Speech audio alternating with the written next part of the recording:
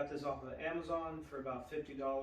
It's a really great book, has a lot of valuable material for anyone who's trying to learn about welding, and it's a great book for recapping on knowledge that you may already know as an intermediate or an advanced welder.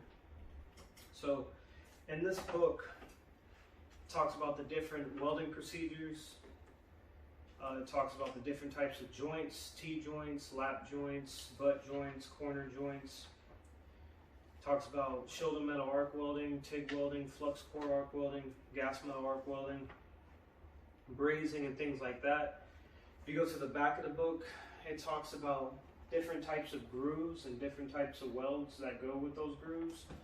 For example, one of the definitions back here talks about what is the depth of fusion.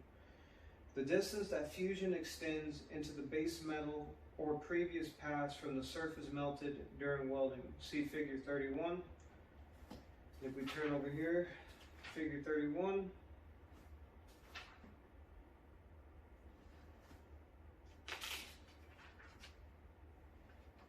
It's right here at the bottom. So it's a great book. It's very in-depth. He even talks about like where welding began, first welding machine, who invented that machine, and it pretty much talks about how welding has graduated and how technology has advanced over the years. So it's a great book.